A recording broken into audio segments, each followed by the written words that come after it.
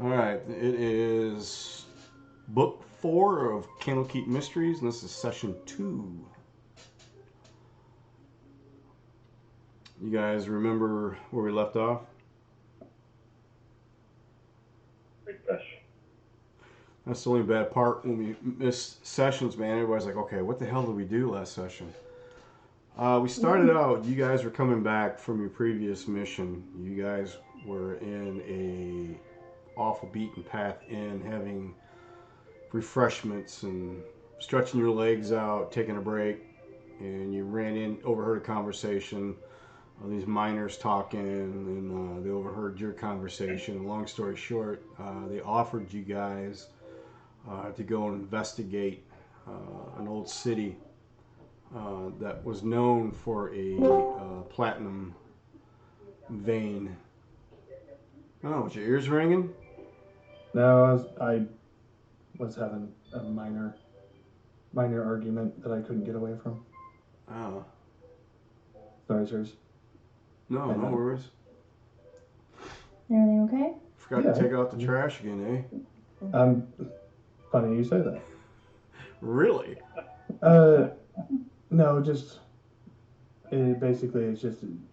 Yeah, it's cool. We're recording, irritating bud. thing. We're recording. I've just been doing stuff that I should stop.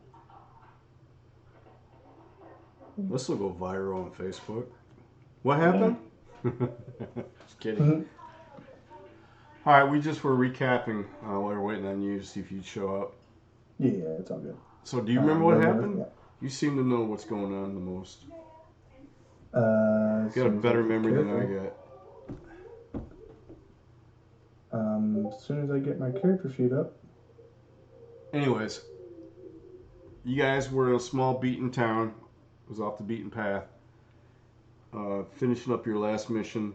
You guys overheard a conversation. They overheard you talking. And long story short, you guys ended up with a contract with 1,000 gold pieces to investigate an old mining town. These miners were wanting to figure out how to get back in there to utilize this platinum vein. There's been stories about it being haunted. There's been stories about it being people were left at ghost town, all kinds of crazy stuff. I do have notes of what happened last time if you'd like. Sure. After we got the contract, we headed to Candlekeep to do some research on this mystery. Found the book that the person that gave us our contract wanted, and did some research in the book, and found largely that this town was settled around 3 days outside of a town called Marin, up the mountain, and was a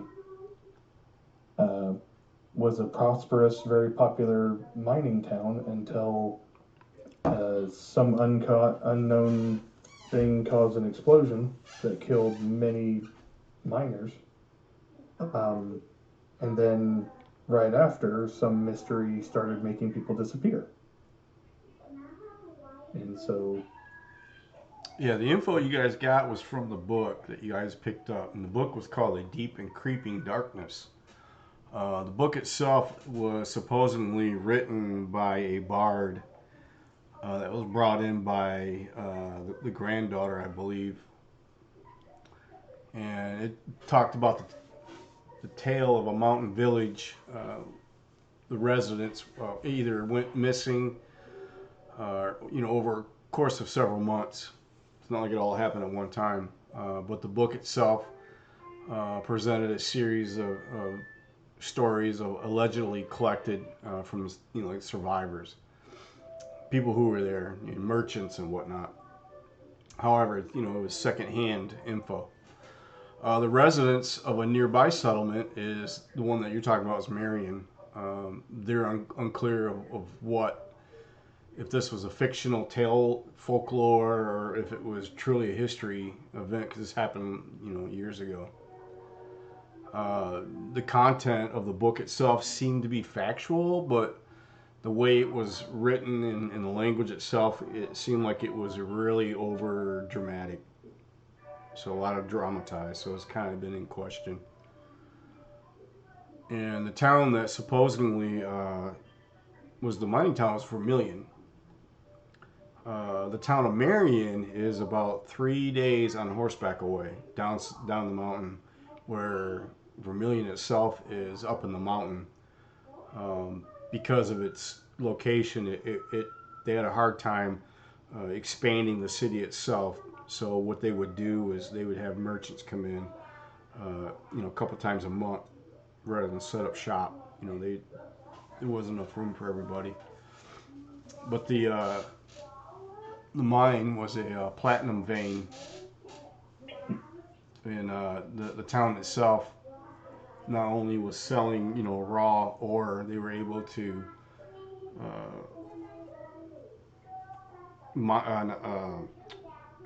what word am I looking for? Distribute it? No, I'm going blank. Oh God, it's been one of those days. My brain has been fried. Process the ore. You know what I'm talking about? Refine it. There we go. Shit. So, anyways, these miners that you guys ran into were tired of, basically, long story short, working their ass off for a little bit of pay. And, somebody had brought up about the prosperous mining up in the mountains, but supposedly people are too spooked to go check it out. So these guys are wanting you to go find it, go find out what's behind, why nobody, was scared to go up the mountain and check it out. So even work there for that matter, because the town itself shut down completely. So they're hoping it's just a catastrophe where it collapses, pretty much what ran everybody off. But there is a tale of people disappearing that is, has not been answered. And again, these were survivors, that were telling the tale of people disappearing. So, anywho, you guys are in Candlekeep, and you have your possessions. You guys were given your pay ahead of time, and you guys purchased horses and a wagon, if I'm not mistaken. Yes, I'm working on actually adding that to my character sheet. Cool. So that's where we'll pick up. Go ahead. Did you guys go shopping and get your gear? I think you guys split it up. We did split it up, and you got the wagon and stuff. I think. Oh, I was gonna go get quills and paper to forge the book, to make a copy of the book. Oh yeah, and I'm looking for a that's right. repository of magic. 2 draft horses and a wagon. And are we just taking that out of the 1,000 GP that we got paid in advance? Mm-hmm. We had split it up. Everyone got like $250 each, I believe. Oh, that's right. Yeah. And I bought the horse and wagons because this is my contribution to the group, since I don't really need food. Okay. You weirdo. Lauren's an elf, right? Yes, that is Okay. my stats. Nice.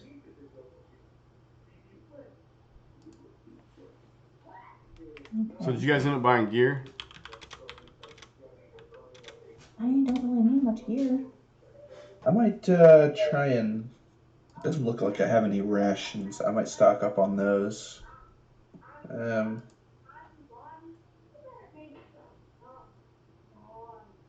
Maybe it's somewhere else. So you're looking for a repository of magic for... I'm looking for like a spell library.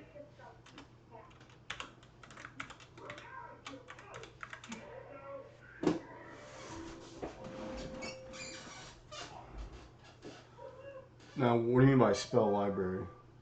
Like maybe like a place to Like go. like a magic shop or somewhere that I could buy like spell scrolls, Okay. any kind of Yeah, form yeah. that I could copy them into a spell book. Okay.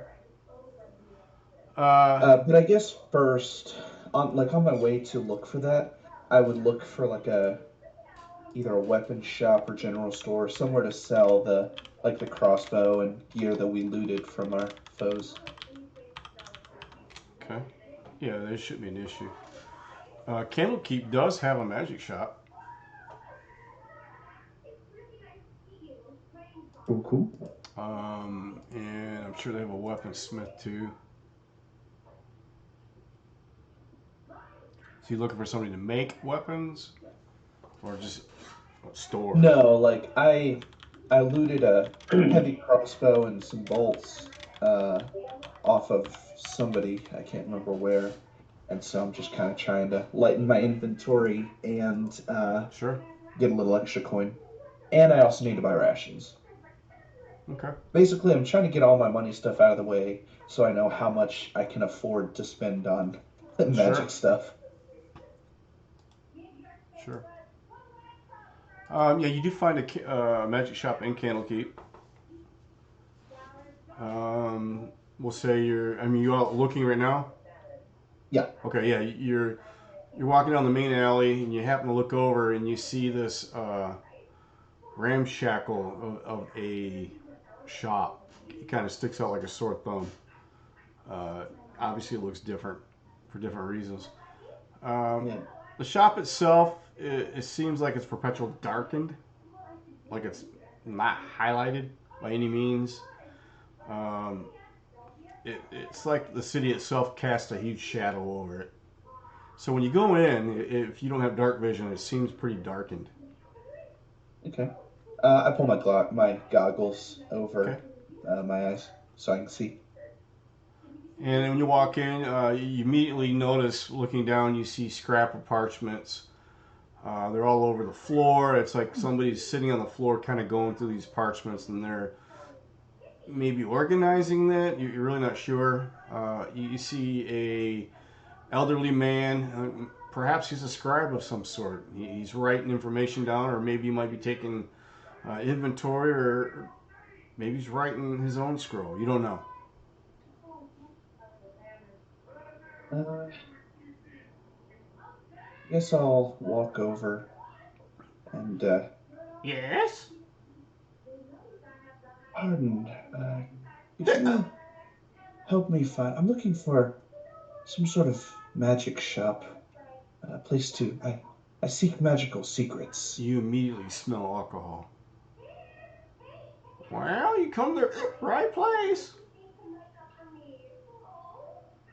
He pulls off this water skin and damn near misses his mouth. Finally, bullseye, and takes a big old swig and he brings it back down. What are you looking for? Probably something on the lower end of the spectrum. And let me pull it up real quick. Do we want to just say I sold the crossbow and bolts and Fletcher's kit for like the going price of half what I can buy them for in the player's handbook? Yep. Okay. Everything at And this how much point, are rations? Everything at this point in time is you get half back. So we'll say it's 100 gold pieces to buy. It's 50 when you go to sell. Is 5 gold pieces for one day's ration? Let's find out. I used to have it's that 5 seems silver a little- pieces. Actually, Well, I think you can sell it. Well, that's just what it says on my D&D Beyond. I'm like, oh wait, I have 10 days worth, so I think that's for how much it worth. So yeah, it's 7 silver for one day, or no, sorry, 5 silver for one day. for one day. For 1 day, like, of rations? Yep. Yep. Okay. Let's see here. Yeah, how many potions I can buy? Now, are you looking for scrolls? Is that what you're looking Yeah. for? Does it? That is correct. Did you tell this merchant that you're looking for scrolls? Yes. Yeah, he tells you, I can write them right here. What do you need? He whips out this quill and he spills ink all over the floor.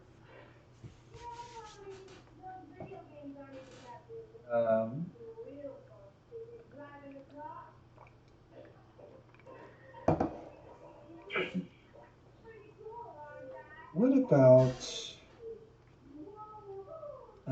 could you make a scroll of identify? Absolutely. He just starts writing. How many? I would just need the one, but how much will it cost me? Let's see. Anybody got their book handy? For a scroll, Yeah. I believe it's 250 for a first level spell. Common is 50 to 100 gold pieces. Uncommon is 101 up to 500. So let's just say it's we'll call it common. We'll shoot in the middle. 75. Okay. Yeah, first level spell scroll is common.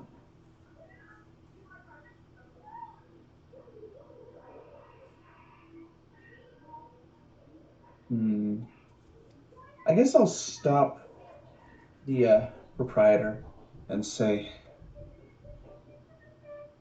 Actually, hold on. I'm sorry. Let me double check one more thing. So you tell him to hold on? Yeah, just as I'm rifling through my own notebooks and stuff.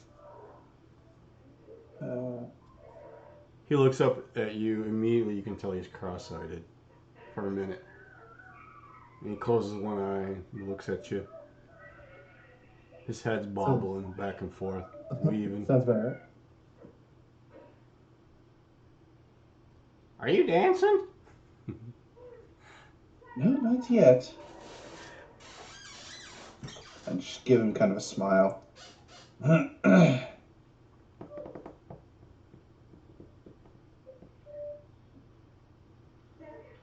Meanwhile, what's everybody else doing? Okay. Sorry. Go for it. You're good. Okay. I am trying to find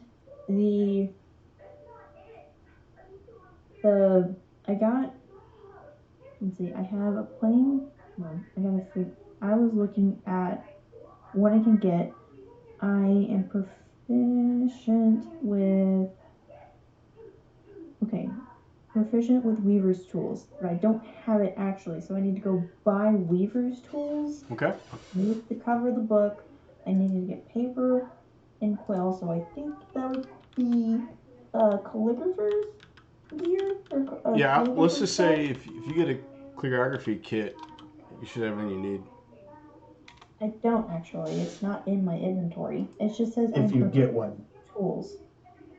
So I still need to go get it. Yeah. So I need to get that, and I was going to get a couple of healing potions, and maybe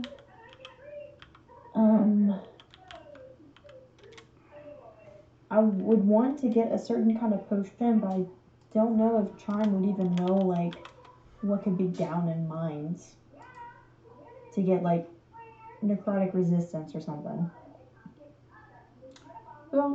That's considered metagaming or not? No, well, what's her background? She was a soldier. She was just a soldier in Baldur's Gate. So you're questioning whether or not she would have any intel on what would be done in a cave? Yeah. I'll tell you what. Roll me a percentile. 50 on up, she's got a clue. 49 below, no clue. How's that? Make it easy. There you go. Okay. Hold on. Calligrapher supplies is 10 gold, by the way. It weighs 5 pounds. So calligraphers, I'm gonna add that. Weaver's tools, and I wanted to get a greater potion of healing and maybe a potion of necrotic resistance.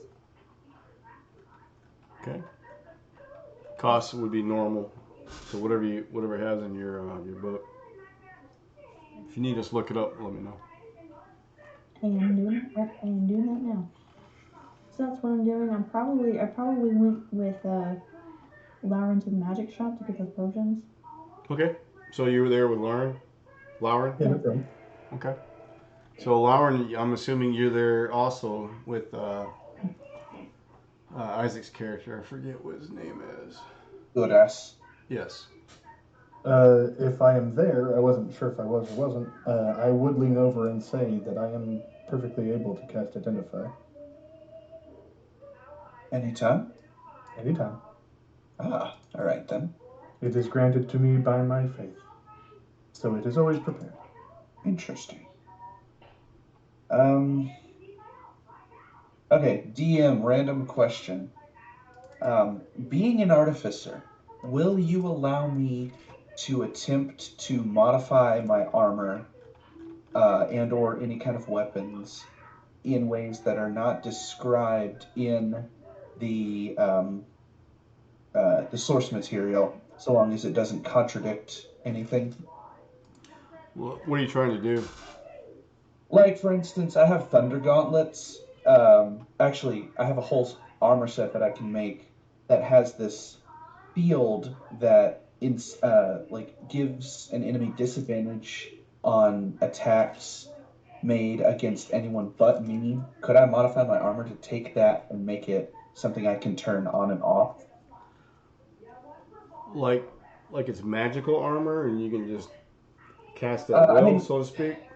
I'm an artificer, so and I'm an armorer specifically. So at the end of a long rest, I touch my armor and basically tinker with it and make it either into like a stealthy armor or a megaloboxing type deal. Sure. And what you're wanting to basically throw a switch on it. Right. Okay. For now, let's say yeah. No, I'll look into it. Okay. In that case, I guess. So, I would real quick. I don't know if you're reading that right. Are you talking about armor model? Yes. Like the feature armor model? I'm not trying to switch armor model with an action. I'm trying to designate whether or not I have to use the dampening field feature of the whatever it's called. So the dampening field just gives you dampening field is part of the infiltrator set.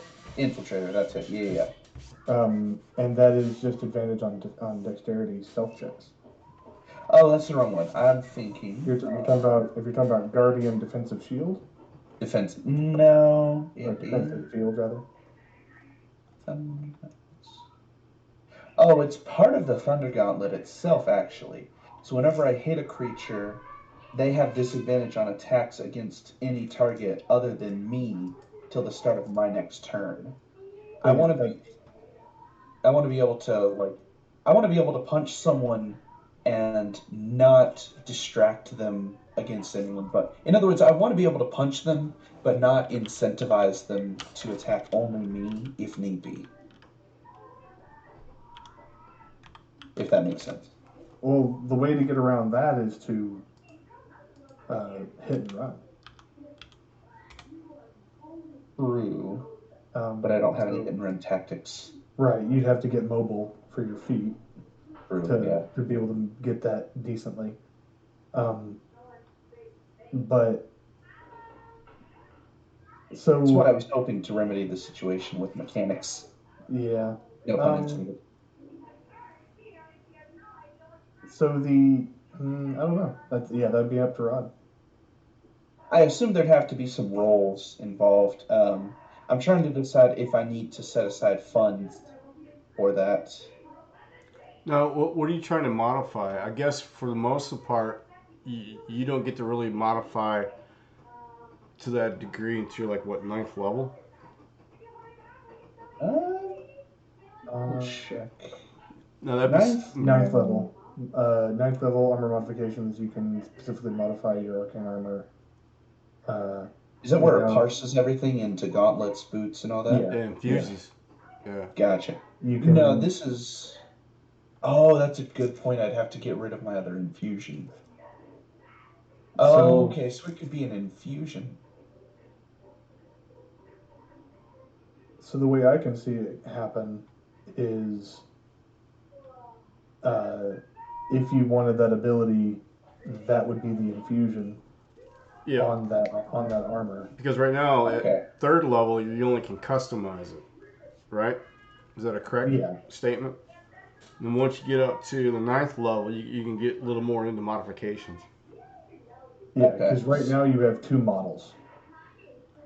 You have arcane armor, and you can swap it between 2 models at the beginning of the day. You can't really alter what those models are until you're better artificer. Yeah. Okay. That's the way I'm reading it. So I'm going to say yes, but not until your 9th level. How's that? Fair. Yeah, definitely. Okay. And then I have one last thing I need to look up. Yeah, Stop. 9th level, getting the armor modifications is pretty dope. Because it is. Infusing an item, normally you can only, you can infuse your armor, or you can infuse your weapon, and that's it. At level 9, you can infuse your boots, you can infuse your gloves. You can start separating instead of just your entire set of armor, you can start separating. And that's where one of the infusions could be, I infuse my gloves to dampen the effect, to that thunder gauntlet effect. That makes sense. Yeah. And Chris, what's your tune doing?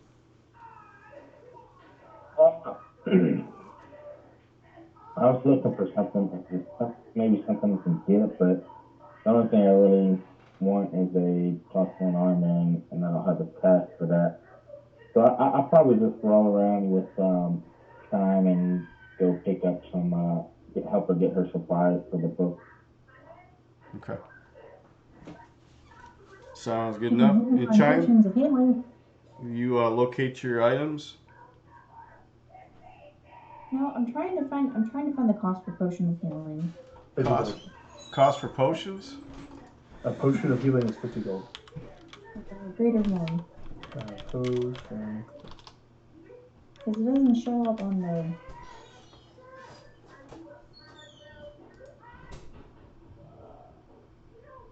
Greater healing is 200 to 250 gold. Then you got superiors 2,000 to 2,500, and then of course supreme is 20,000. Okay, I'm gonna get. I'm gonna get my. It's uncommon, so I didn't see it. I'm gonna get. Reader's tools first.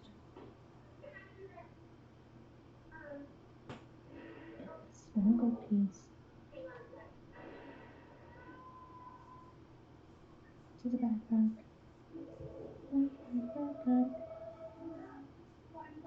Single piece. Reader's supplies. My money looks like. 11. Yep, and I've already bought. By the way, would any level 1 spell be common, would you say? Yes. Okay, sweet. If I can in terms of a scroll, yeah, all level 1 spells are common. Okay. Yeah, I'm gonna get, I've got the weaver's tools, the glitter for supplies, and I'll get 1 potion of greater healing. I will eat 250 gold.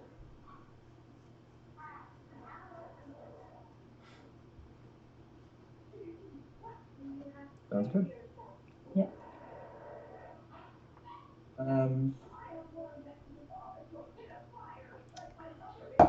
I will commission 2 scrolls. One of comprehend language and one of unseen. Yeah, one of unseen servant. We have a helmet of comprehend languages. Yeah. Oh, okay. In that case, And we it does will not require attunement. You can just put it on and all of it works. Ooh. Okay, sweet. In that case, yeah, I want this in my backpack. Let's get detect magic and unseen servant. You want those in scrolls? Correct. Okay. I also have detect magic. Okay, I'm trying to make it a. You know what? That's a good point. You both have access to it. I'm trying to make it where I can ritual cast it. Yeah. Well, to ritual cast it, you have to have ritual caster. I took that feat. Okay. Then, so you took that feat, which means if you buy the scroll, you can put it in your ritual book. Exactly. Be my guest, get it. Yeah, that's the and that's why I was thinking identify as well, but Perfectly, yeah. You know what? I didn't realize you had ritual caster, so yeah, feel free, dude. So in that case, actually, what I'm going to do identify instead of detect magic, and then unseen servant as well. Unseen servant? Yes. Okay. Should be a wizard level 1 spell. Yeah. So as the merchant described, he's already on the ground. He bends over and he's weaving back and forth. He's writing this. You notice his eyes kind of close shut, and he kind of snaps out of it. Continues writing, and here's one. What was the other one? Sleep spell? Is that what you want? He starts to write. Unseen servant, if you would, please. What? He grabs the parchment and crumples it up, starts all over, and he's talking underneath his breath. He starts writing again.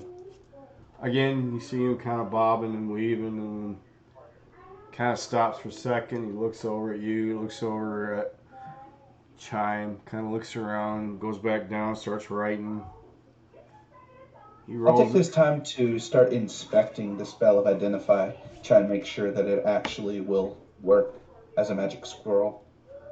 It will, but his writing is sloppy, so you kind of question some of the words. Okay. I mean, identify at least I already know. Yeah. I just need it for my book, which will be nice. Can I roll insight or something to see if it would offend him if I offer to help in any way? Sure.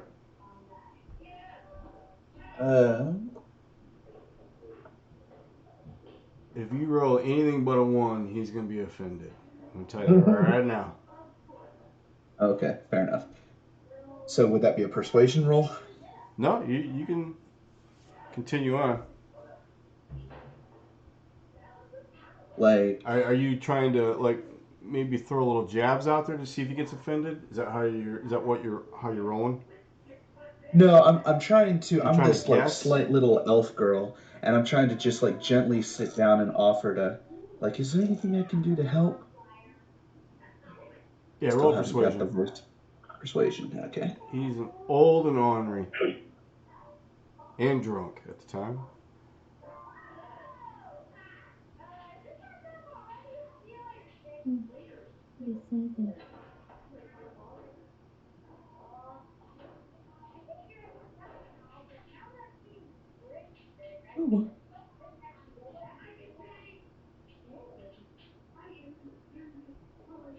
Yeah. Apologize if you hear my kid's TV in the background. No worries. Yeah. 12. Not very persuasive. He just kind of, I got this.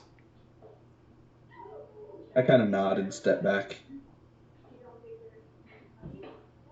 After a couple minutes, he hands you your second scroll. He rolls it up after it dries, and he puts this piece of And it looks like vine of some sort to tie it up.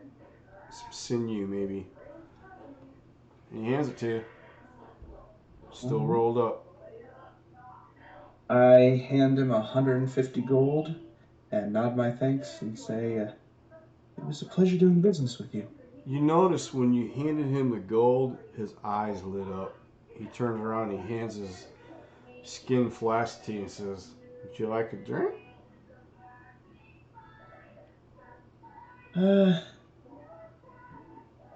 think I'll pass this time. As he pulls it back down to his side, you get the scent of mead. So you know it's not just water. Oh, definitely. I could have told him that. Yeah. All right. Anyone else? Yeah.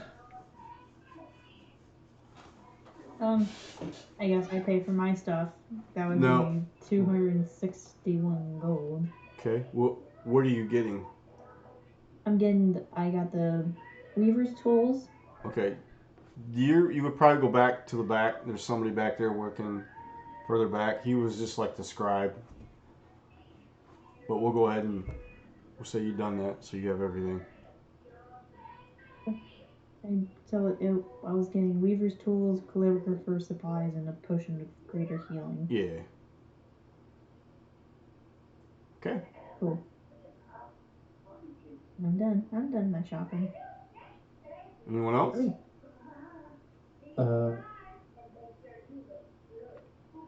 It doesn't look like it because Mad Mardigan said he didn't want anything, and Lauren is good. He doesn't need anything.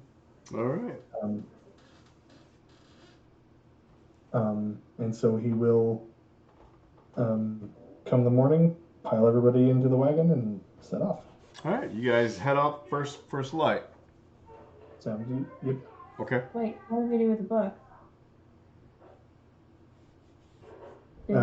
We can't take it with us, so if you're going to copy it, you need to make. I guess the checks would have to be made. Yes.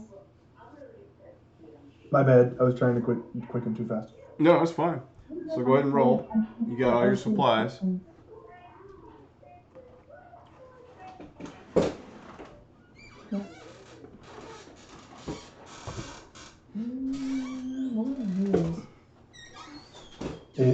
The tools themselves.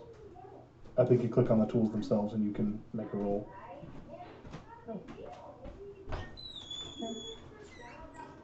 Maya? Where's your sister at? She is right back here. She's at the kitchen table? Yeah, she's watching TV. Okay. What is she eating? She's not eating anything.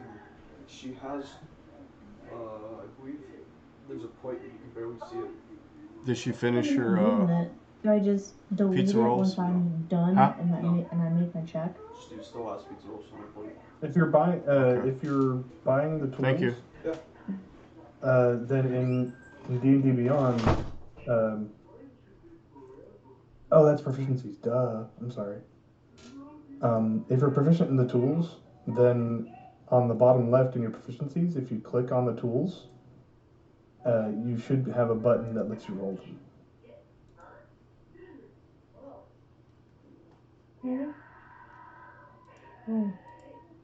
But basically, it's since you're proficient in it, it would be a dexterity modifier plus proficiency. It's click on it. It's not letting me like use it. It's just saying I'm gonna add it. Gotcha. Okay. It's just then it would just be a dex with proficiency. Okay. Okay.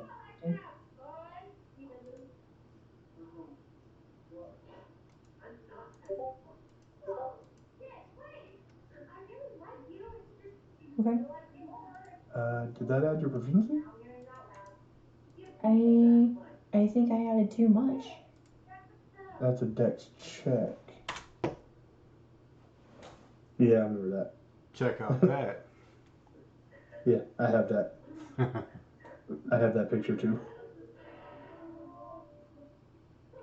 So is it not a dex check? No, it's a Dex plus proficiency.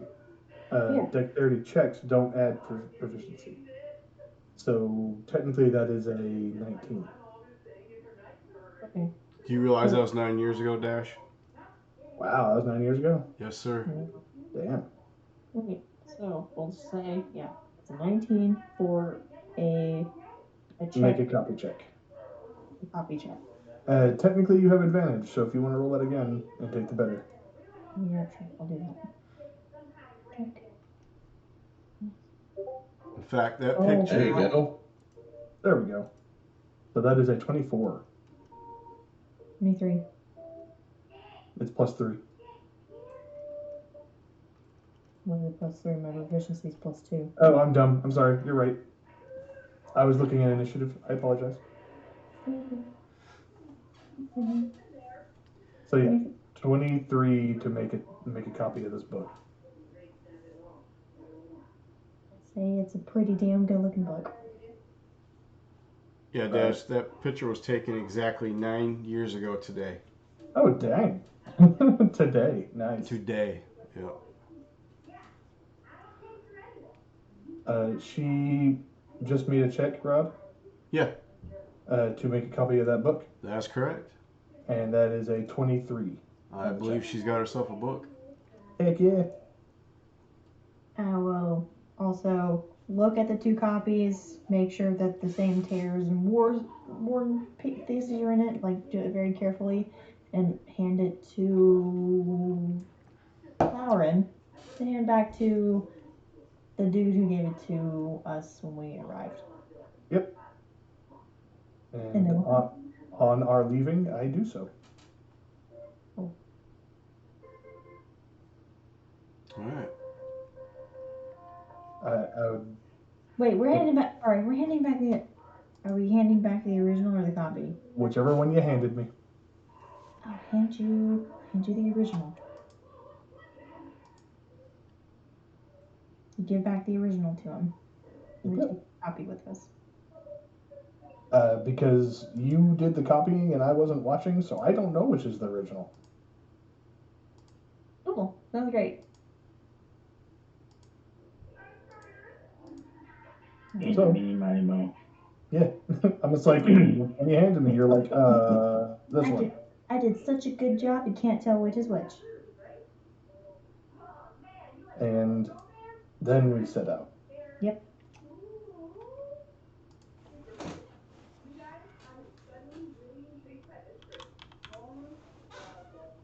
And you said this Maryland city is like 3 days away from Candlekeep? From Vermeillon. Oh, okay. So this is up the mountain. You get to the base of the mountain, I'm going to say it takes you guys probably a day. Got it.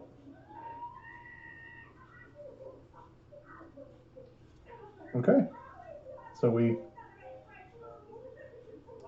do we arrive at night or in the morning? When you guys make it to Marion, it is definitely dinner time. All right.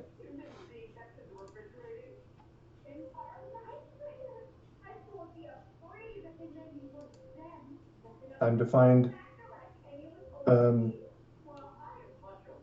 inn, fellas, is it not? Mm-hmm. All right, when you guys make it to town, don't forget you guys got there by a hand-drawn sketch that was in the back of the book.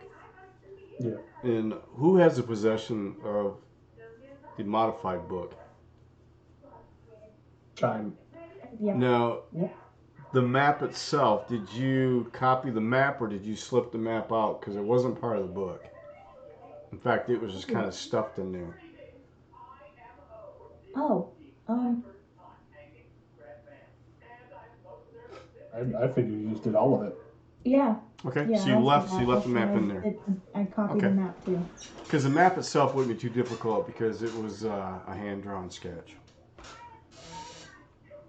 All right. Okay. So nestled at the foot. Trace it. Nestled at the foot of a mountain range, the town that stands before you is a small civilization seems to adapt to the climate. It's a little bit colder where you're at than where you were. Uh, it's not very large, but it is bustling. When you get there, you see shops. You do see a tavern, other establishments. You smell food. Obviously, they're cooking. Kind of, if you follow your nose, you'll make it to the inn for sure. What you see is an open air market. It seems like it's in the center of town. You see vendors by the time you get there that look like they're starting to pack up. You see all kinds of sorts of different goods. You name it, they got it.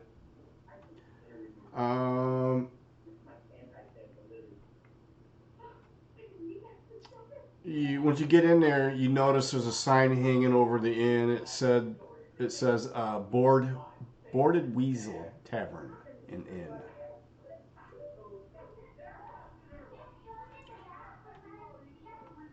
What do you guys do? Boarded Weasel. I'll say we get a ring. If we need a ring. So do you go in? Mm-hmm. Yep. Okay. When you walk into the inn, you see this gentleman. He's kind of leaning over the counter. He seems to be serving guests. He sees. I'll say in this town I'm a human, by the way. Okay. So you're going human? Yeah. This gentleman here, he's serving. He's talking to people. Looks like he's the person you want to speak to.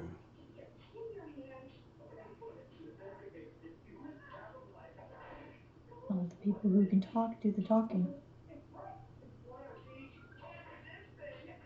He I guess makes so. eye contact. Immediately notices you guys are new. I'm currently not there. I am putting up the horses. Okay. Oh, true.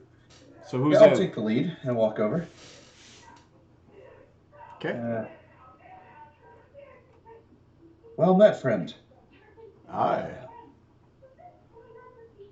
Me and my companions need lodging. What are your rates? Well, he hands you a menu and spins it around, puts it in front of you. Tells you he's charging 10 copper a night for a one bedroom.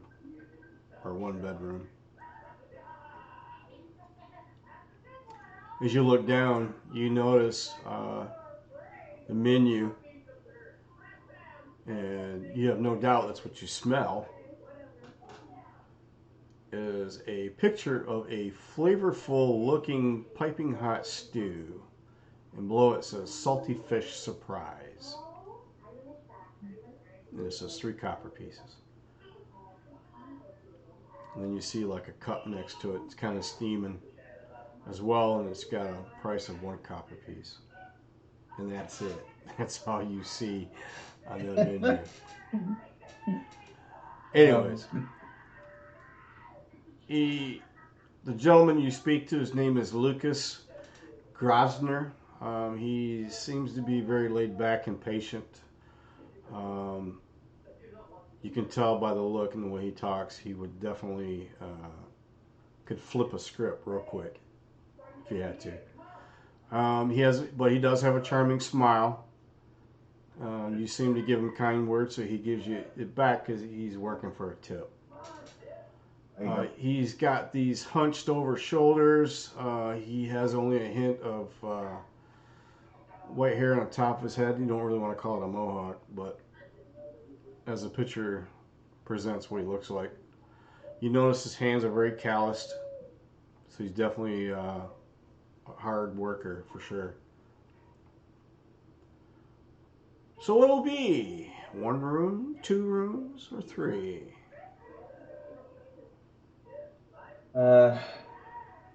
Where's the party? Are they sticking close or are they hanging back? I'm probably with you at the counter. Okay. Where are you heading? What'd you say you cut out? Where are you heading? kind of tap my. I tap my. We're at the place, right, where we need to be, right? No, you're in Marion. Oh, We're at the village that's at the base of the mountain. Tomorrow we're gonna head up the mountain. It's 3 days travel up the mountain. okay. All right. And up the mountain is our goal, or do we have to? I'm Up the mountain. Up the mountain is our goal. We don't know the name of the town, but there's a mining town up there 3 days away. Oh, okay, gotcha. No, you guys do know the town. It's Vermeillon. Okay, I didn't remember that. Sorry. Yeah, it's okay. Okay. So I put my little hands there to form like a point. I'm making a mountain out of my hands. I say Verenium. I can barely hear you.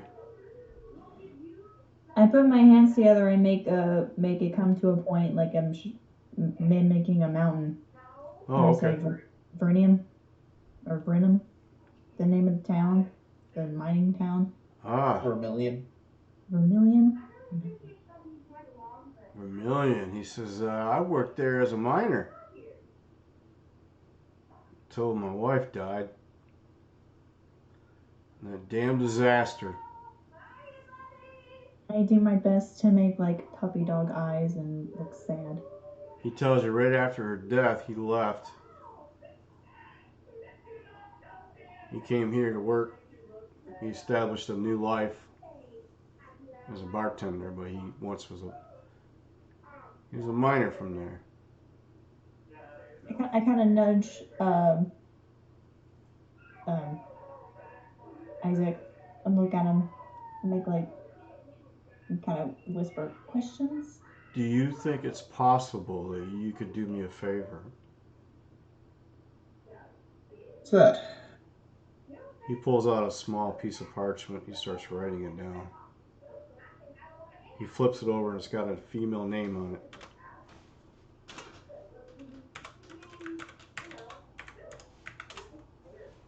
And he tells you, he says, could you do me a favor? He says, I would really appreciate it if you could place some flowers on my wife's grave. Also, if you could look for an old necklace. It's in the hollow of a tree in the center of the village, and return it to me. I'll be gracious and give you a reward. I don't have any flowers, but just outside this tavern, 3 doors down, you'll find a florist. He'll have some flowers. His name is Astra. Astra Vorn. Nice guy. Could you do that for me?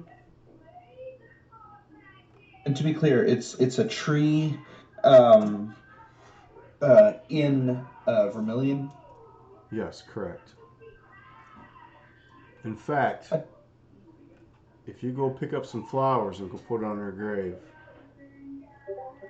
I'll give you tonight's dinner for free. And if you bring me back the necklace, I'll give you 100 gold pieces.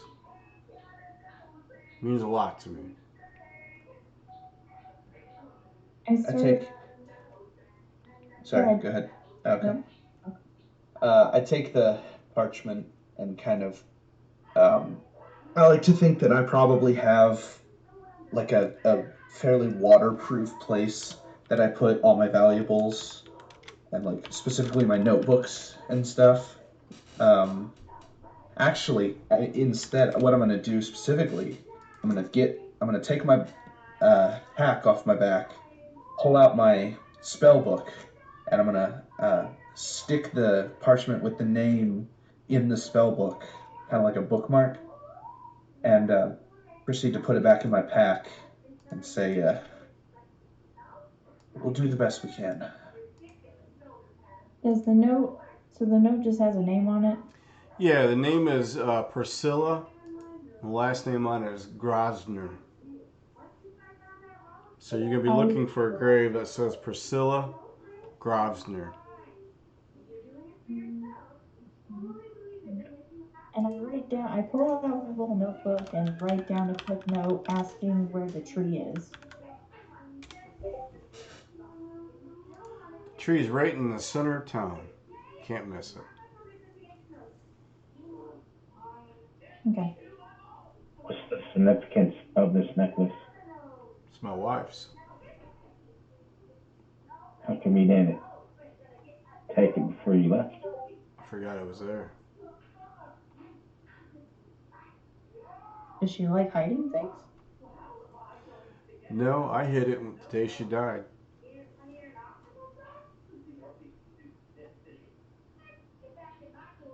Look at Isaac and just shrug. Anything of value, I wouldn't mind if it was being robbed, but that I could not bear. So I stuck it in a tree. I meant to come back and get it one day, just haven't done it.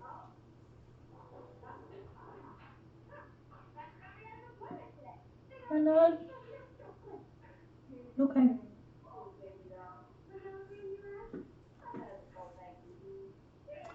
It was a very nice to meet you all. He hands you all a plate of chow. I wave and say thank you. And what he gives you is this large bowl of stew. It's steaming hot, and you get a aroma of fish. So it's got a fishy smell to it. Hence the name Salty Fish Surprise.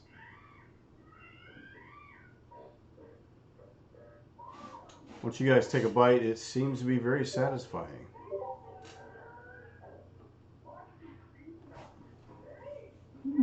Okay. At the point of basically when they reach their table is when I'd probably walk in and come sit at the table with them. Okay. So you join the party, and you with them? Yes, sir. I was just tending the horses. Here you go. He hands you a big old bowl. Oh, thank you, sir. And I'll take the bowl and set it in front of me, and as soon as someone starts eating, I'm gonna push mine toward the person eating. Okay. All right. What else you guys do? I just eat my chow. Did we get a ring yet? No, he asked you, nobody answered. Oh, I'm gonna go try and grab a room. Okay. Single bedroom will be 10 copper. Got it. There's enough rooms for all you guys to have your own room. Sure. I get my own. I hand him 10 copper before he goes to the counter. Okay. I'll do the same. Yeah, it doesn't hurt. I'll also do the same. All right. So your night goes uneventful. It is now morning, just before the crack of dawn. You're awakened by noises of merchants coming in with carts, buggies, horses. You hear horses nigh. If you look out your window, you see them setting up shop in the center. It's dusk. I mean, it's not dark, but it's starting to get light. The sun's coming up, so you can at least see what's going on. What do you guys do?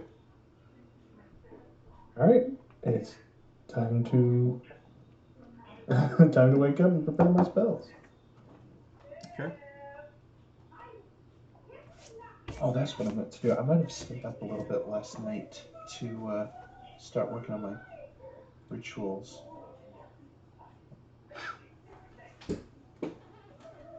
Go to the tavern and get breakfast. Whatever the tavern or barkeep may have. And when you use like He overseas, is that like a one-use thing and you get it out of your inventory? Not usually. Oh, he hands you a menu, and on that menu, the only thing you see is a picture of a big bowl and a cup. A salty fish surprise. Large bowl is 3 copper. Small cup is 1. What'll be? I mull it over for a minute and say, surprise me. Will that be a cup or will that be a bowl of surprise? A bowl. He comes back out 10 minutes later. This time he serves you a bowl with a broken egg that's been cooked sitting on top of it.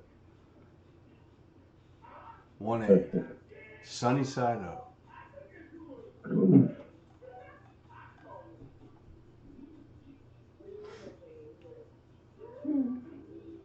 What's everybody else doing? I'm prepping my spells, so I'll be a second. Sure. On that note, DM, we have a horse and buggy, right? Or 2 horses, I guess, technically. Yeah, I think you got 2. Would I be allowed to copy spells into my ritual book in the buggy? You mean on your trip? I mean, you got 3 Yeah. days. Yeah, exactly. Sure. Sweet. Yeah, it's 2 hours and 50 gold per level of spell. Yeah, so I'll take the first 4 hours of the buggy trip and have all that copied in by then. Okay. So you guys are on your way, I'm assuming? We'll stop by the flower shop first. Oh, definitely. Okay, I was going to ask you if you guys would make sure to do that.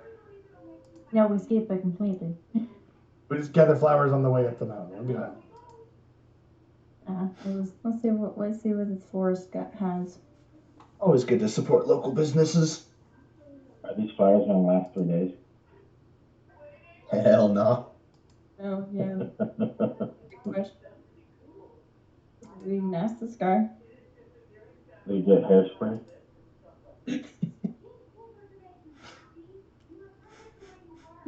Ask your boy if he has flowers or anything that can make them last 3 days. Maybe a spell. Gentle repose. Oh, I had the opportunity to get that one. Oh well. That would have been the one time I would have needed it. I mean, if we need it, I can grab it real quick, but... True. You have to put flowers on there. You didn't say if they had to be alive or not. I mean, once you cut them off, they're not alive, so... You usually put fresh cut flowers in the grave. Maybe we can get a pot with flowers in its roots. And then plant it there. Tell y'all what. I will unprepare enhance ability and prepare gentle repose. It's a ritual spell, so it will not take a slot. Very nice. Sure. Okay. What flowers you got for us? What you got? We're gonna go to the florist. Yeah, what flowers you got for us? All right, on your way to the florist, as you walk into the florist shop, you run into this gentleman. He has shoulder-length red hair, and streaked through it, you see white stripes. And looking up, you notice he has these cloudy blue eyes. Very fragrant inside the shop itself. Very happy to see you guys when you guys walk in. He's got a big smile on his face. He starts looking over and he pulls a bouquet of flowers out and he starts going into detail, and he's just like talking on and on and on about these flowers. Then he sits down and he walks over and he grabs another bouquet These ones are yellow. In fact, this is what this guy looks like. Let me get a picture of him. And this is what you see. So he's standing there and he pulls out the second bouquet. And like I said, they're all full of yellow flowers. You noticed when he turns, these seem to have more of a fragrance than the last batch. When you smell it immediately, it smells very perfumey, pleasant smell.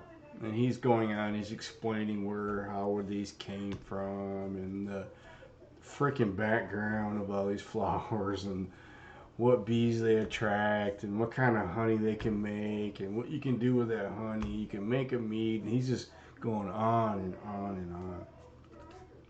So finally he stops.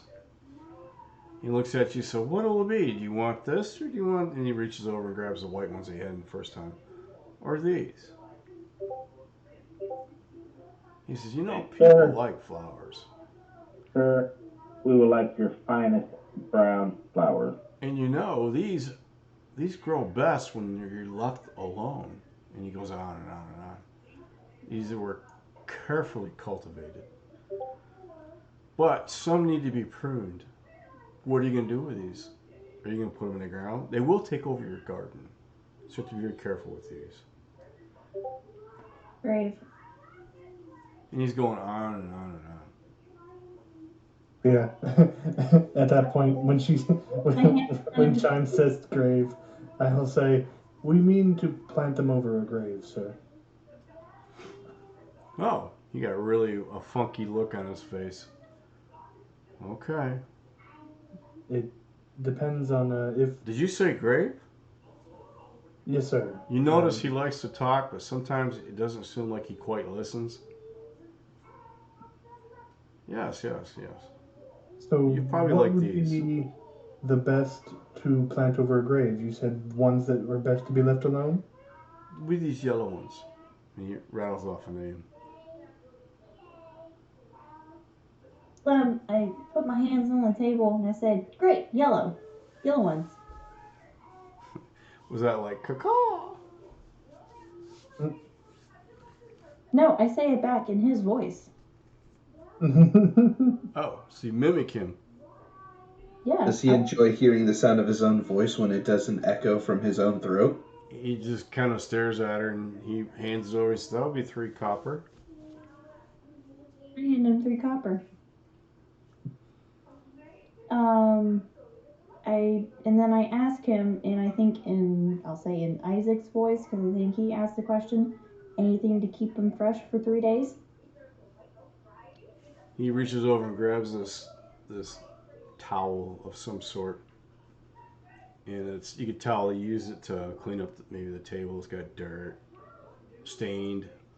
He kind of dips it in this little bucket of water and he wrings it out and he wraps the roots up. He says this will keep it for a few days. He tells you make sure to keep the cloth damp. That I can do. I give him the 3 copper, or the however much, I think it was 3 copper, and take the flowers and walk out of the shop. All right. I don't wait for nobody. Gone. Nodding my thanks and farewell to the proprietor. All right. Good day, Master Bourne. All right. So on the road to Vermeillon. On the road to Vermeillon City. It's about a 3 days ride. Roll me a percentile. Roll me a 50 or higher. 50 or higher. 7. You beat me to it. 7. You start getting into the weather starts getting colder as you guys ascend up the mountain. Your first day was uneventful. However, the second day, somebody roll me a d6.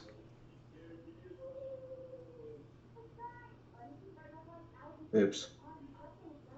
Second day was uneventful as well. But the third and final day, you have an encounter. So everyone,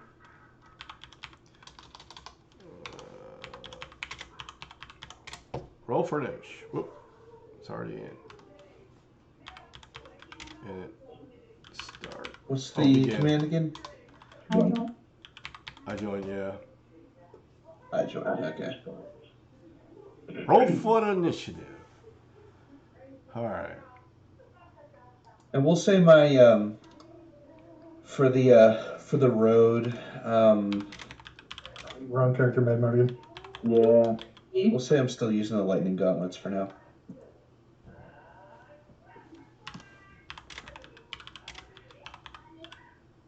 Can you boot Dobby out, Ryan? Can I boot Dobby? Yeah, actually, anybody, man. I didn't know it wasn't changed. You can change characters. You can just change characters, dude.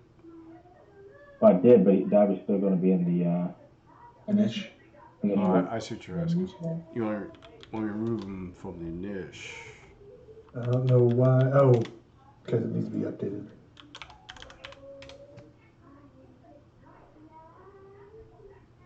Alright, so So Rod, are you making these commands in this channel or in Avery testing? I'm the Avery. I'm throwing the command in there, but right below it, Avery's answering. So whenever you roll an attack for the monster in initiative, do you do it on this channel too, or? Yeah. Huh. I roll everything in the channel. I don't roll real dice. Yes, I was just wondering how it works because I've tried running a monster encounter in my other campaign and it keeps pulling up Chime stats whenever I roll during the monster's turn. You have to do like bond or something like that to make it. Honestly, what I would do to make life easier is you can create another account for Discord, and that account would run your DM. Like if you notice, I've got 2 accounts in this game right here. A lot of times I'll run where it says DM Rod. He'll be the DM, run the bot. Where the other one where it says another bot, which is me, I'll run, throw pictures and stuff like that, or it just depends, vice versa. Do my recording. At least for me, it seems easier. I get it.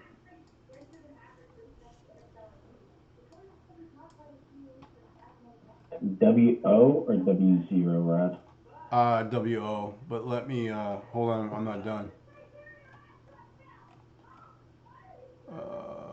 Because, I'll just, let me use something Will it look different. like that? If you want to attack something, this is what you got to write. You got to write attack and then what you're attacking. If it's a spell. And then mine would be to activate the target and then the target name. Minus the, arguments. Then we'll put arguments in there unless you want something specific. Oh, gotcha. Attack name. Spell, you put cast. Yeah, so if you're attacking something with a melee weapon, the attack name will be whatever weapon you're using. Minus T, and then you would put WO1 for the target name. So whatever target that's going to be the mob's name. So, we'll do this. Alright, so during your travels out of nowhere, you are met by 2 creatures. There's 2 in there? There's 2 of them.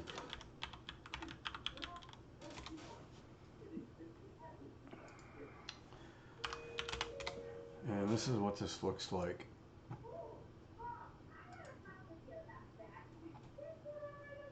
Okay. This is the first one that you meet.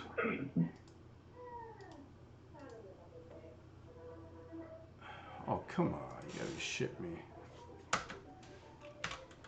And that's why I don't use this computer. It fucking falls asleep every 15 minutes. Let's see. This one's too big, so let me put this in paint. I have a -2 on the initiative roll. Who? Holy shit, no wonder it's too big. It's big, boy. Jesus. Nah, the image that I was trying to paste in there is like, whoa, your file's too big. I'm like, what? I just threw it in paint, took over my damn monitor. Right. So let's try this. Oops.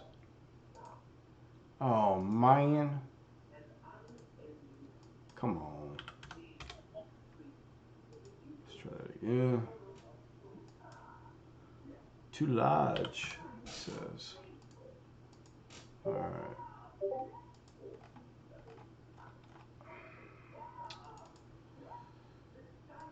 Wait, what command is that, Lauren? I'm trying to Martin, rather. !G LR game long rest. GR. Say it again. LR. Exclamation right above it says !G space LR game space long rest basically. If you do a short rest, SR.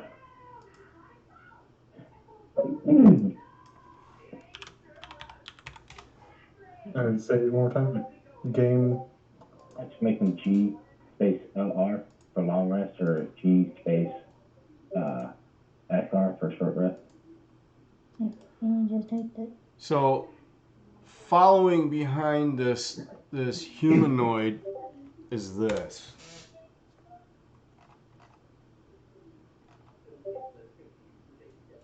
Oh my. Very nice. And immediately, what's your marching order? Who's up front? We're in a cart. All of you, but who's up front in the cart? Who's controlling the cart? I guess me. Okay. I'll be there with you. Oh, my owl's probably running Sentinel overhead, by the way. So it'll answer to me if it sees anything. To be quite honest, I probably would have taken the time to like transform into a raven and fly up there too. Just to fly. Oh, after this, then that could be what happens. Yeah. I was in the car. A little late on that. Alright, let me find some stats. I'll just stay in the cart. I'm gonna be a raven right now. I'll just keep staying in the cart.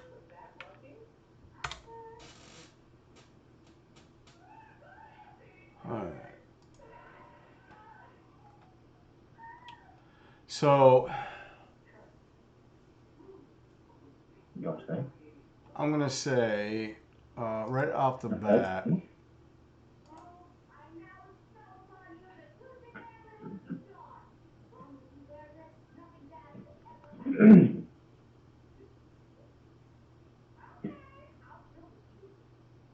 Right off the bat.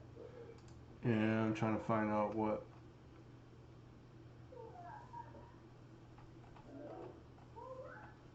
Yeah, give me a second here.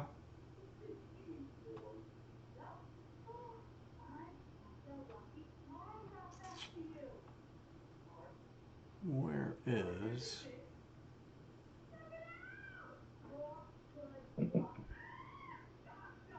No, we're not using this one. Holy shit. It's not what it said. So this is the third day up the mountain? Yeah. Okay. I'm prepping Fairy Fall then, or Feather Fall rather.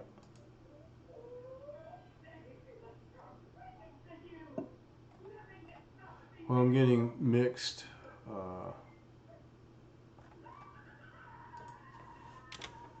There's no way because this thing here. Okay. This looks better.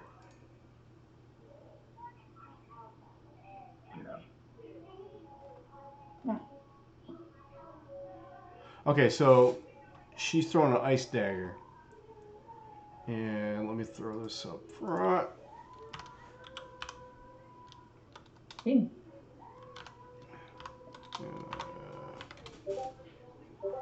Now, does the 18 hit your AC, Lauren? My AC checking. 15 does not hit. Okay. That's an 18. Oh, 18 does hit. Okay. All right, this is a ice dagger, if you will.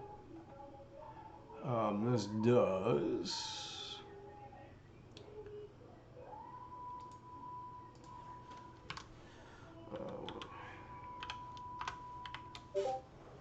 5 piercing damage, and it's cold. You're getting a cold sensation where the wound is. And this will start. Mad Mardigan. Which one was she? Was she the W or the Z? She is the Z. Let me change my stuff.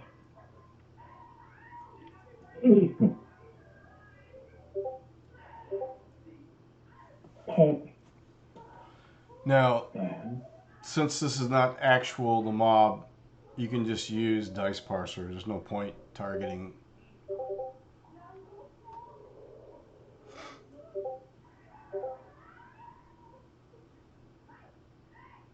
Why is it not seeing my... What are you trying to do? Trying to cast Witch Bolt. Okay, just Just use dice parser. Don't even bother with that because, like I said, it's 18 hitter. Yes, 18 will definitely hit her.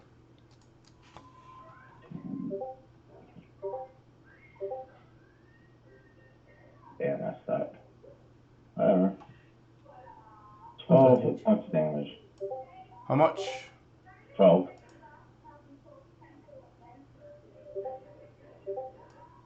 Okay. Do that on Damn, you have higher AC than I, or HP than I do. Who, Larry? Both of you. You're a bird. Aren't you a monk, though? Yeah, That's but why. I've been using Well, what, monk's got natural armor. each of each. Let me level up. You're Cast level 4, right? That's not what I'm trying to cast. Sorry, I hit the wrong button. Deleting that. Or I actually can't delete that. I cast this one is what I wanted. And it's the one that's missing hit points. So what are you doing? Call the Dead in Wisdom DC 15. Wisdom save DC 15. Okay. So what is it? +1. Okay. She's gonna fail. Okay, 3 damage. All right, 3 damage. Duly noted. And then I get off the cart. And try to get in front of, get away from the horses so they don't try to go for the horses. And that is my turn. Okay.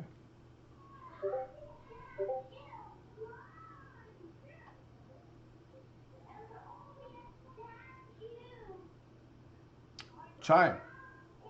Yes. Hello. It's me. Wind chimes. So how far away are they from the cart? They're probably about 15 feet. They're standing side by side.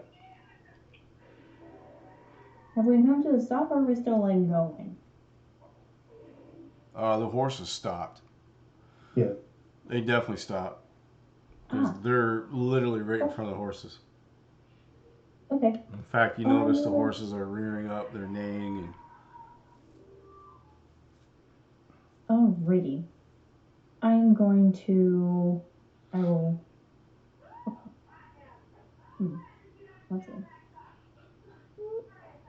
I think I'll come out of the cart, or the wagon. I'll come out of the wagon and just do a run and run up to the ice golem. You're gonna run up on the ice golem? Actually, no. I think I'm gonna try using that short bow. And just Are we stopped at this point, by the way? Oh yeah. Yeah. Okay. I think I'm gonna try shooting an arrow first. And I have a short bow and some arrows. At the W1? W01? Yeah, I would just roll. Just let me know which one you're trying to hit, and just use dice parser. Oh, okay. Because I'm not actually using the actual mob. I have to buy the damn book. So just do a D20. Yeah. Yeah, just like you would roll. Plus I missed. no. Plus your modifier. That ain't right. So re-roll that. Okay. I mean, what are you trying to do? Shoot an Shoot. arrow at it. So there's no modifiers to your attack? To your attack roll? Are you proficient in a bow? You should have your proficiency bonus plus your dex. So that's a +6. So I do a D20 +6? Yeah. Is there a space between D20 and +6? I don't think so. No. That's probably right. I didn't do it last time. There you go. There it goes.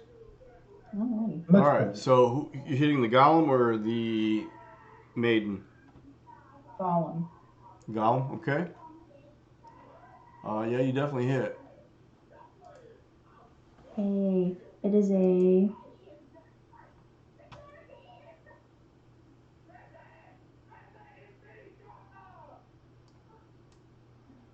Uh, 1d6 +4.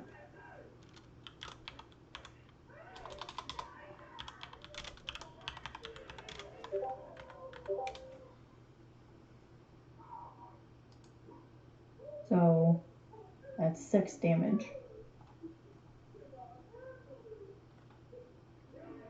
okay. Duly noted.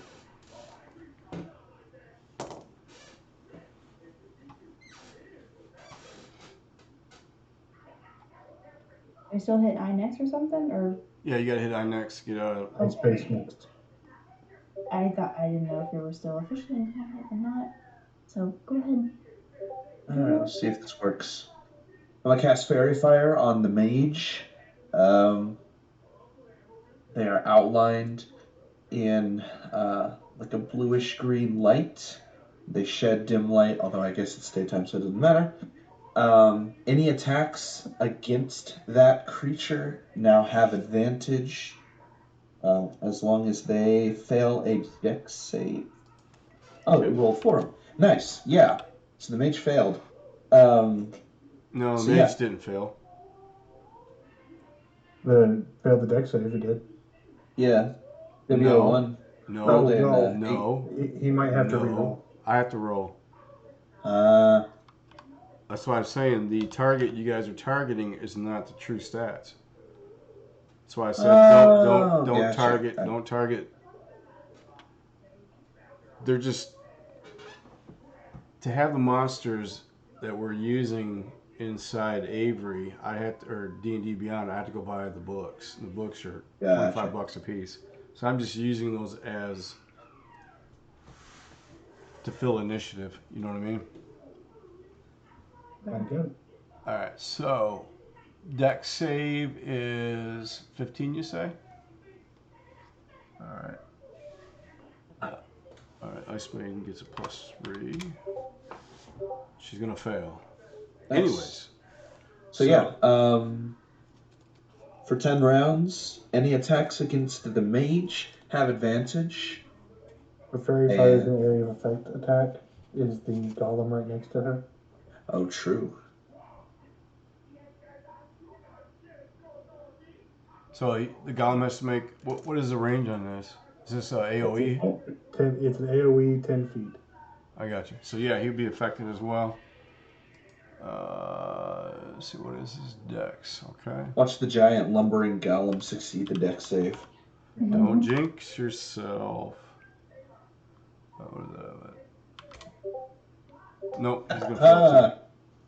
Alright. So they both fail. So the fact that any creature in the area when the spell is cast is outlined in light.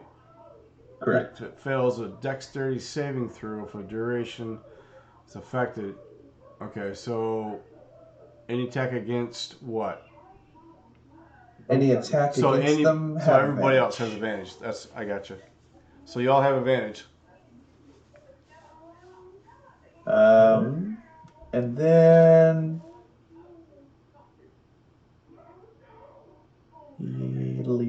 oh yeah. I'm gonna back up with my movement because I have 300-foot range. So yeah, I'll back up away from them as far as I can, and then end my turn. Okay. So Chime, you're right there next to the golem, right? No, I changed my mind. I was just shooting from the wagon. Okay, so you're from the wagon. So you're about 15 feet away. Yes. Okay. All right. So it looks like I believe the Ice Maiden is up. So where's everybody else? Isaac said, or Marcus, you said you got out of the cart and you backed up. How many feet?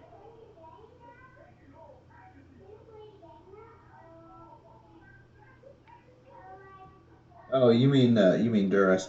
Probably 30 feet. Duras? Sorry, I had you written down as Marcus. Was that a nickname? Well, it's funny because I'm playing a character named Marcus in a different campaign, so it threw me. Yeah, I think you said his nickname was Marcus. That's why I written it down. So it's Duras.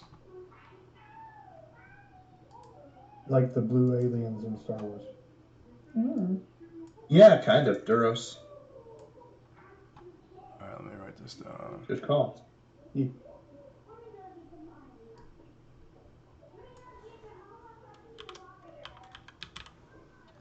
All right. So how many feet are you away? 30 feet. About 30 feet? Okay. Everybody else is still in the cart? I hopped out of it and sidestepped the cart about 20 feet to the side. Okay. Left side or right side? It's right. No, I would have done left because I was driving. So Yeah. I would All right. have done left. I did the same thing to the right though. Came off and moved to the right. So how many feet are you guys away from the cart?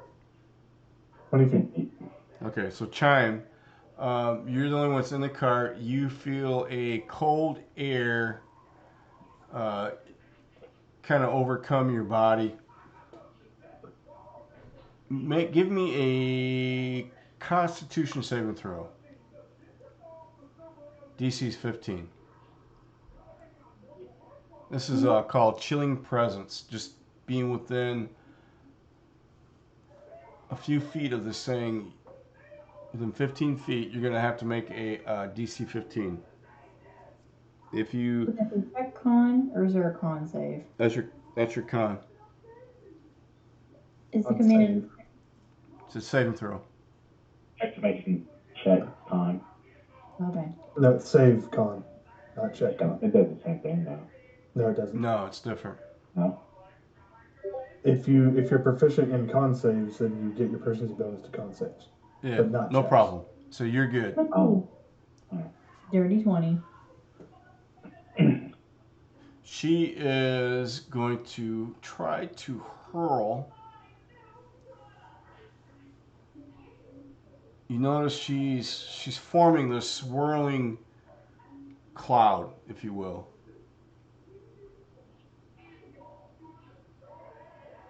And while she's doing this,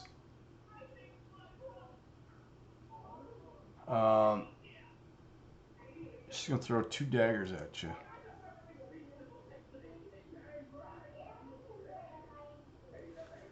this is going to do, let's see. I'm going to do this. We'll just do it this way. Okay, there's number 1. Oh shit, that's that crit. There's number 2. Damn. Alright. I'd like to use my reaction to deflect missiles. Do what? Use my reaction to deflect missiles. Okay. How's that work? No.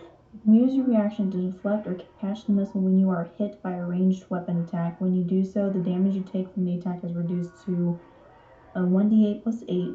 If you reduce damage to 0 and you have a free hand, you can spend 1 key point to make it. I can throw it back.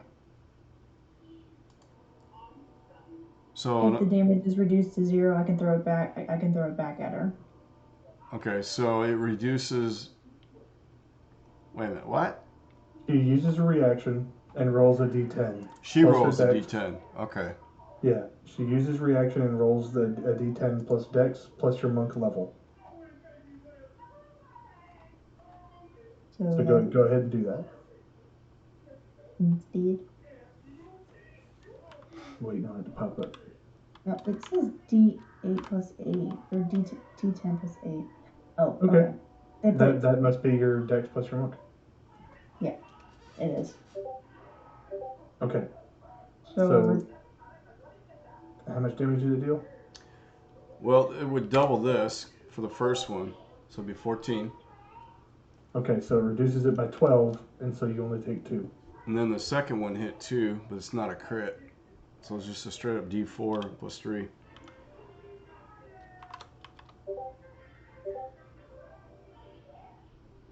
Okay, so I'm going to spend. Okay, so I'll spend 1 key point to grab that first one to reduce it to 2. So you don't grab it, you just deflect it. Okay, deflect it. Okay, I deflect it, and I'll just take the other one. Because that's what? It's 4. 4? Yeah, I'll just take the other one. So you take total of 6. You can only grab it if you reduce it to 0. Oh, sorry. That's okay. Alright, 2, 6.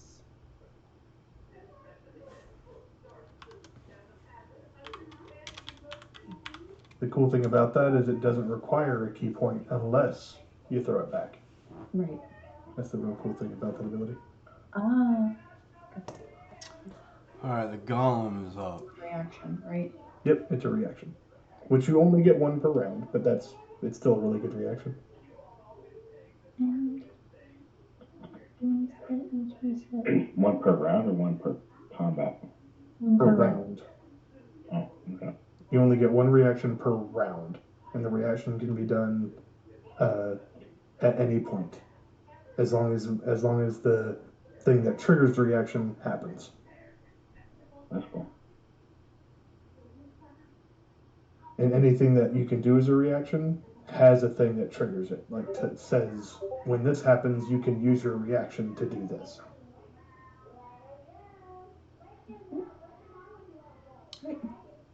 So the golem is probably going to go after Chime because she's the only one in the cart, right? Everybody else is vacated. Yeah. He was on the left. I plan on starting to go in toward it, but okay. That's on my turn. All right, so this is just a melee attack, but he does make 2.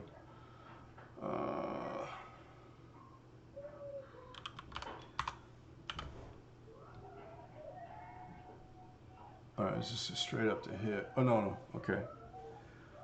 Yeah, all right. So this is the first one. And this is the second one. Well, the second one's probably going to hit. And that's 8 points of damage. So how much? Just 8.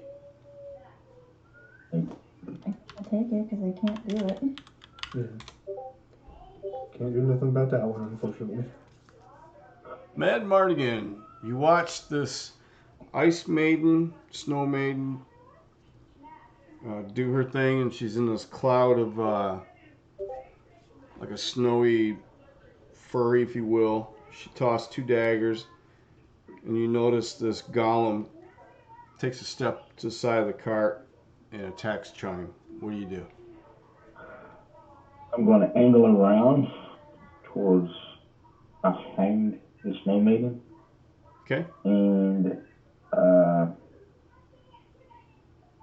yell at her to try and get her. Now, when you say behind, are you where behind? Like 5 feet? like 15, 20 feet. Okay. Well, And 15 or 20? 20 feet. Okay. I'll try to stay about 20 feet away. I will hang around 20 feet behind her, get her attention, and then hit her again with Witch Bolt. Okay. But I forgot that's not what. Calculation, 20, 12, 20 hit. Oh, yeah. What was the 2d12? 13 for damage on that one. Okay. Duly noted.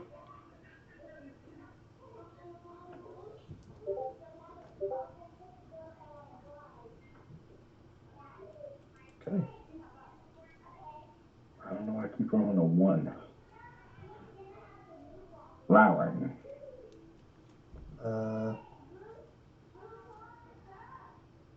We're gonna try. Yeah, the golem's my main problem at this point, so I'm going to run up to the golem and smack it. Okay.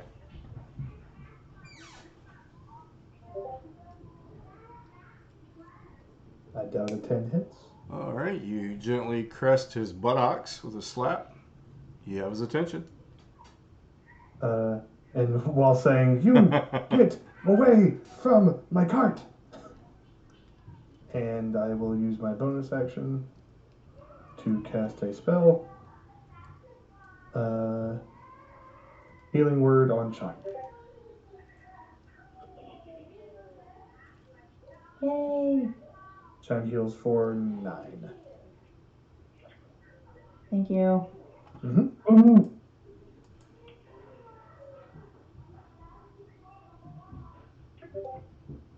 Oh, whoops. Yeah. There we go. Cool. Is he still like? Am I able to get out of the wagon, or is he blocking it? No, he's not blocking at all by any means. You have multiple angles. You can go out the opposite side of the wagon. Okay. Yeah, I'm gonna climb out. I'm gonna climb out of the opposite end of the wagon. I'm gonna climb out the front of the wagon and come around to the right side. So what do you think, Mad Maria on the right side? She more in front of the wagon now since I rotated behind them. But I went to the right and then around the back side of them.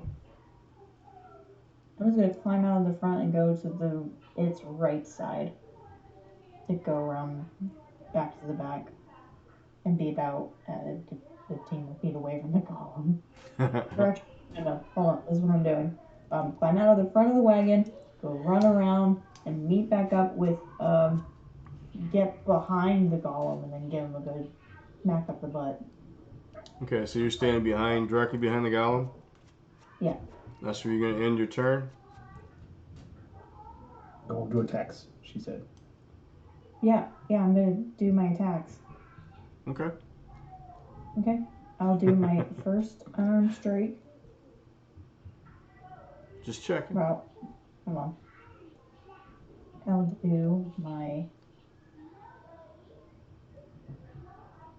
unarmed strike, and then spend a key point to do flurry of blows, which let me do 2 more. So How do I subtract a key point? Yeah, I can't remember. Oh, never mind. I'll just do the d20. So, d20 plus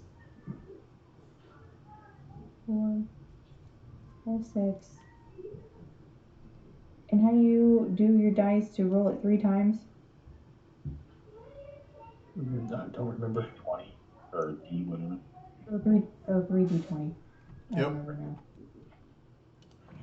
Well, I think it adds everything together. I think you have to do it separately. Yeah. Okay. So if you roll 3d20, and let's say you roll 10s on all of them, it would be a 30. You know what I mean? You'll have to do them separately. Got it. But there is an argument. And you put that in a bracket? Here, let me,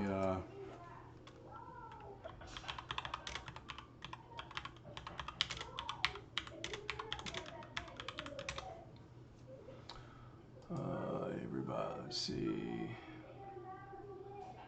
I can just copy and paste it.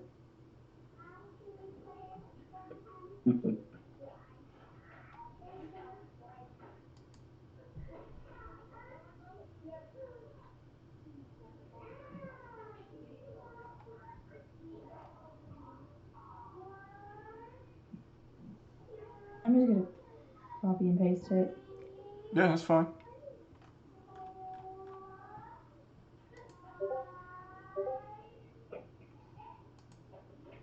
That's 1.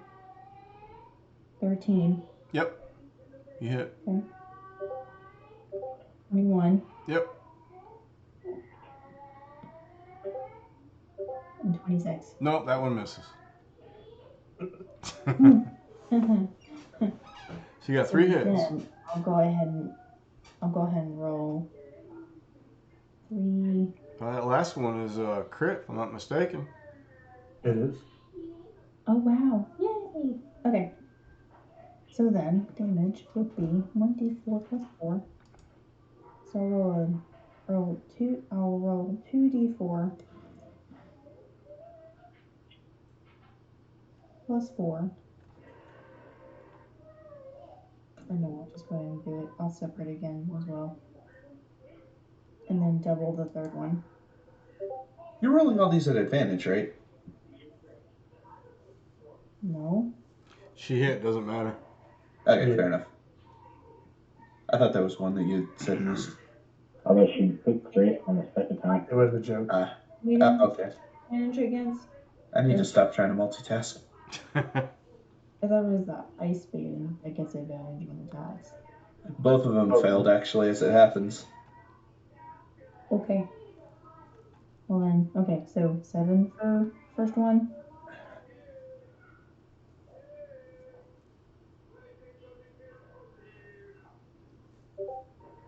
6 for the second one. And how do I double it? The 2d4. Okay. Yeah, instead of 1d4, just do 2d4. Okay, so 13. 23 points of damage. 23 Thank total? Okay. Pop, pop, pop. Describe how you killed the golem. Oh crap. It's like, I am so getting back at you for smacking me in the face. So I'm gonna turn. So I kind of like do a build up. I do a low punch, jump and do a mid punch in its chest, and then I jump again and do like an uppercut and maybe like try to break his jaws like in his head. Well, he falls like a bag of ice falling out of a freezer. My hands hurt because ice is tough. Shake my hands. I like cold, cold, cold, cold.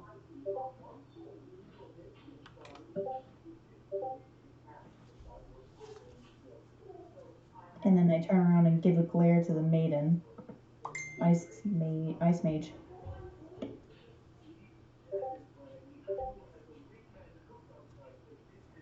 Okay, let's see if this attack works. What? I know what I did wrong. Hold on. Go to the marketplace. Go buy a book. Buy a book. Buy my book. Yeah, that is 16 damage on the Ice Maiden. Okay. Bro, did I just kill it? How much Oh was no, that? that's the wrong stats. Never mind. Yeah. What was the full damage? 16. 16. Yeah. Okay. Yeah, 24 to hit, and if 24 hits, 16 damage. Actually, describe how you killed the Ice Maiden. She was already at 28. As I was running, kind of beelining away from the carnage to get some distance, I look over my shoulder, kind of spin around. My first instinct is to cast a spell to help one of my comrades, and then I see Chime just completely shatter the golem. And so I just turn around and use Old Trusty and just aim for the glowing green-blue blob. Lightning shoots out of my fists, lands center mass, leaving a charred hole. All right.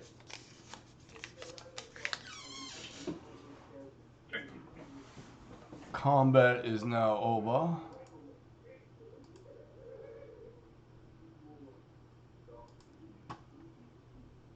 And I think it's pretty safe to say that was the third day.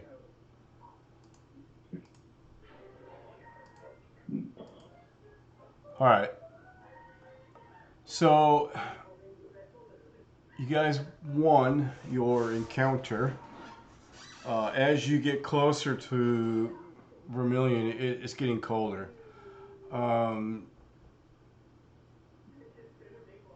Once you get to the foot, you start to enter. The village is really eerily quiet. You notice that the plants and wildlife looks like they've overtaking houses that are falling, crumbling. Definitely lack of maintenance. You notice leafless vines look like they seem to be climbing rotten walls. You do not see or hear any wildlife.